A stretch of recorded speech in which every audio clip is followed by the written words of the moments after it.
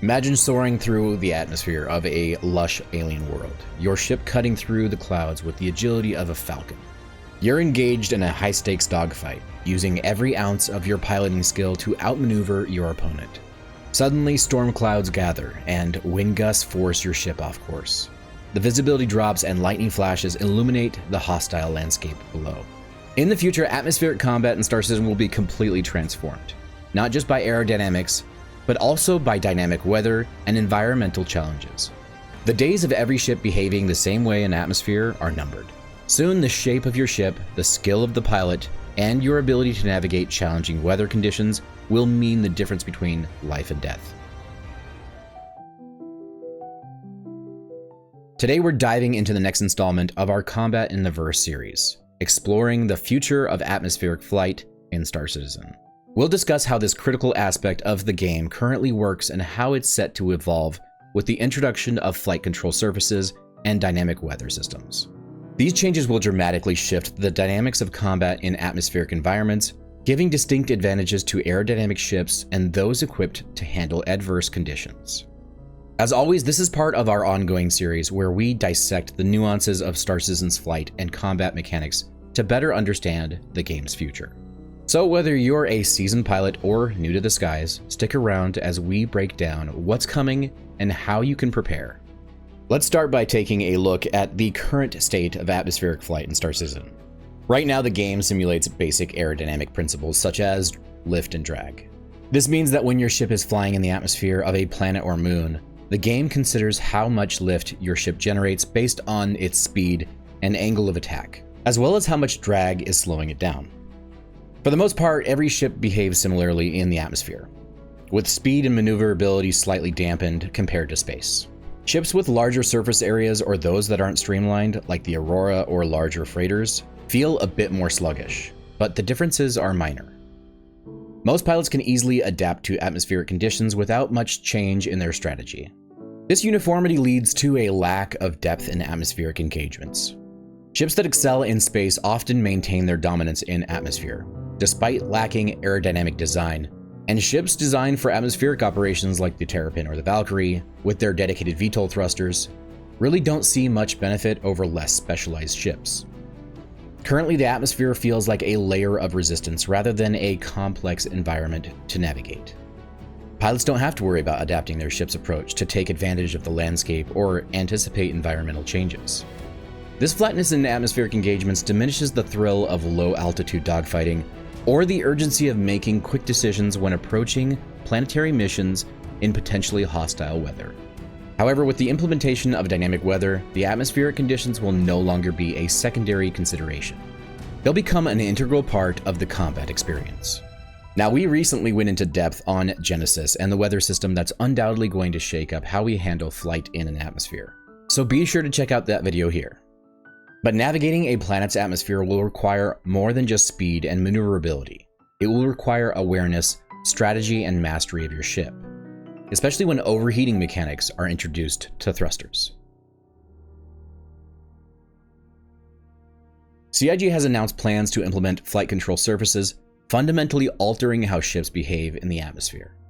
Flight control surfaces are the aerodynamic components like ailerons, elevators, and rudders that real-world aircraft use to maneuver. When these are integrated into Star Citizen, ships will handle very differently based on their design. Aerodynamic ships like the Gladius, Sabre series, Hornet, and others will see the most benefit. These ships are built to cut through the air, and once flight control surfaces are active, they'll handle more like a modern-day jet fighter. Pilots will be able to bank and roll with precision, using airflow over the wings and control surfaces to make tight turns and rapid maneuvers that are impossible for less aerodynamic ships. This means that dogfighting in the atmosphere will become more nuanced and skill-based, with ship design playing a significant role in determining which ships excel and which struggle. On the flip side, ships that rely on maneuvering thrusters or are built for vertical takeoff and landing, like the Aurora, Terrapin, and Valkyrie, will be slower and less maneuverable. These types of ships are designed to hover and maneuver in tight spaces, not engage in high-speed chases or dogfights.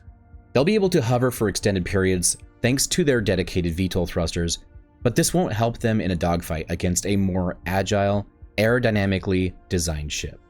Let's take the example of an Aurora flying alongside a Gladius in the dense atmosphere of a planet. While the Aurora struggles to maintain tight turns and rapidly loses speed due to drag, the Gladius cuts through the air effortlessly, using its control surfaces to perform sharp rolls and quick ascents. This difference won't just be noticeable, it will be critical. In a combat scenario, the Gladius would easily outmaneuver the Aurora, gaining the advantage every time. Ships like the Fury, Kartual, and Santok Yai, which have maneuvering thrusters as their primary means of control, will still be fairly agile, but it's unlikely they'll rival the agility of ships with superior aerodynamics in a dense atmosphere. These differences in maneuverability will reshape not only combat, but also how players approach atmospheric traversal and exploration. Now, if you're finding this breakdown helpful and want more content on Star Citizen's evolving mechanics, consider subscribing so you don't miss out on any future videos and can stay up to date on all of the latest Star Citizen news.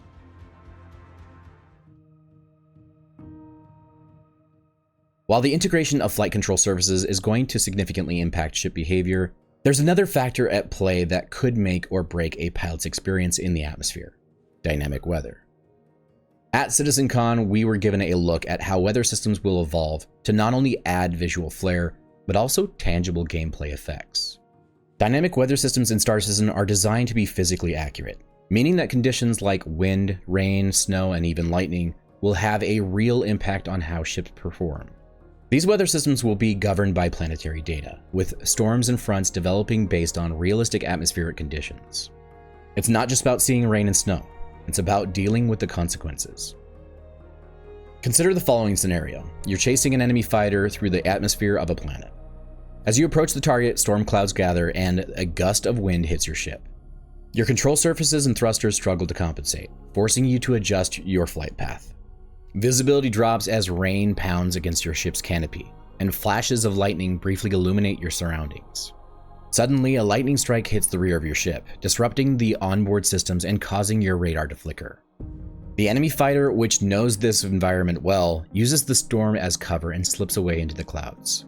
Dynamic weather will also introduce unpredictable events, such as sudden wind gusts, rapidly forming clouds, or changing precipitation levels that alter visibility.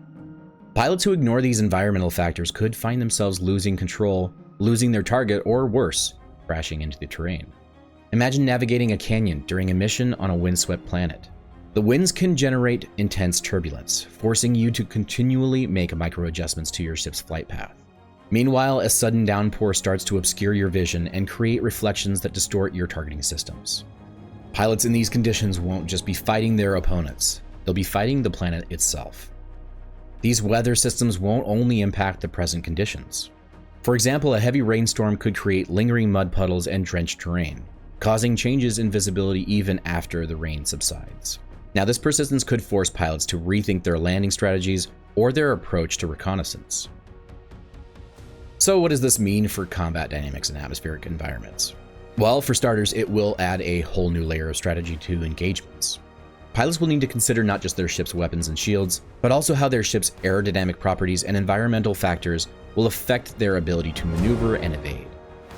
For example, a pilot flying a Gladius or a Hornet will be able to use the terrain to their advantage, ducking in and out of cover of canyons, or using the cover of dense forest to break missile locks and evade pursuers.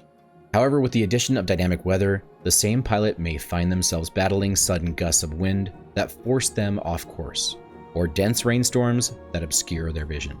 Successfully navigating these conditions will require quick reflexes, a deep understanding of your ship's handling, and the ability to anticipate and react to weather changes.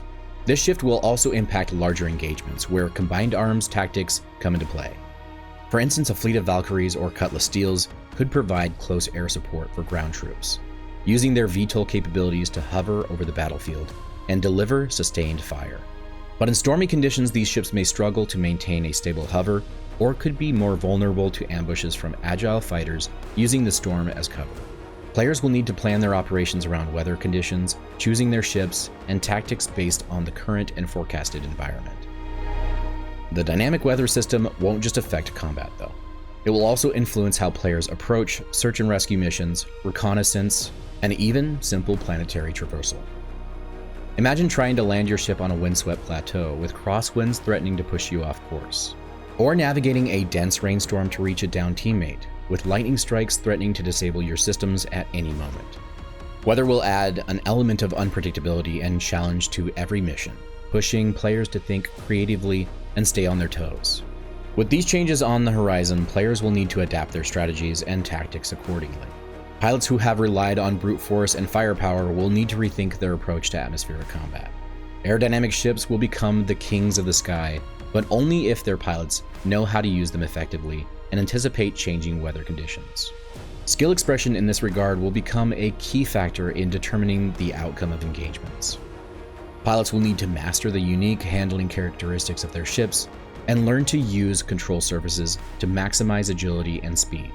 They'll also need to understand how different weather conditions impact their ship's performance and use this knowledge to gain an advantage. For example, a skilled pilot might use an approaching storm to mask their approach, evading radar detection and closing in on their target undetected. Those flying less aerodynamic ships will need to play to their strengths. They'll need to rely on teamwork and coordination to counter the speed and agility of more nimble opponents. A well-coordinated group of Cutlass Steels and Valkyries, for example, could create a formidable defensive perimeter, using their superior hovering capabilities to control a specific area of the battlefield. And if weather conditions are favorable, they could use dense cloud cover or rainstorms to help conceal their position. This new paradigm will also open up opportunities for creative tactics and strategies. Imagine using a slow, heavily armored ship like the Starfarer as bait, drawing enemy fighters into a trap where they're ambushed by a swarm of agile Gladius fighters hiding in the clouds. Or using the superior hover capabilities of a ship with dedicated VTOL thrusters to maintain air superiority over a key objective, denying the enemy access to vital ground assets. Weather in these scenarios becomes a tool for both deception and defense. The future of atmospheric combat in Star Citizen is looking more promising than ever. With the addition of flight control surfaces and dynamic weather, the game will become more dynamic and immersive. This is a change that will reward skilled pilots who take the time to master their ships and learn the ins and outs of atmospheric flight. Additionally, players will need to learn how to read and predict weather conditions to gain a strategic edge. As these new mechanics come online, we can expect to see a broader range of ship roles and tactics emerge. Dedicated air superiority fighters, versatile multi-role ships, and hovering gunships will all have their place in the evolving meta, each with its own strengths and weaknesses. Pilots who can adapt to these changes and leverage the unique capabilities of their ships will find themselves at a significant advantage. But this evolution isn't just about making combat more complex. It's about making it more fun and engaging. By giving ships unique handling characteristics and adding dynamic weather that forces pilots to adapt on the fly, CIG is creating a deeper, more rewarding experience for everyone. Whether you're a dogfighter, a bomber pilot, or a dedicated support player, there will be new challenges to overcome and new ways to contribute to your team's success. So what does this all mean for you, the player? It means that now is the time to start thinking about how you want to approach atmospheric combat in Star Citizen. Take a look at the ships in your fleet and consider how they'll handle once these changes go live. Start practicing your atmospheric maneuvers and familiarize yourself with how different weather conditions impact your ship's performance. Think about how you can adapt your playstyle to take advantage of these new mechanics and anticipate the changes ahead. But as always, stay engaged with the community. Share your thoughts, strategies, and feedback with CIG. The future of atmospheric combat in Star Citizen is looking better than ever, but it's also going to be challenging. The skies are about to become a lot more dangerous and a lot more exciting. Now, I personally am very much looking forward to these changes. I've always wanted the atmospheric flight to be more realistic than it is currently. But as with everything, we'll have to wait and see until they implement the changes, give CIG feedback, and see what changes they implement. What are your thoughts on the upcoming changes to atmospheric flight and the impact of dynamic weather? Are you excited to see how these new mechanics will play out? Or do you have concerns about how it will impact your favorite ships? Let me know in the comments below. And if you enjoyed this deep dive, consider joining the channel as a member to support more content like this, where you'll get exclusive access to members-only channels in my Discord, early access to my videos, and even shoutouts in all of my videos. And if you missed it last week, I covered org bases and all of the implications for the future, and what they'll mean for you as a solo player, or even as an org member. Thank you for watching. Fly safe, pilots, and I'll see you in the verse. Havoc out.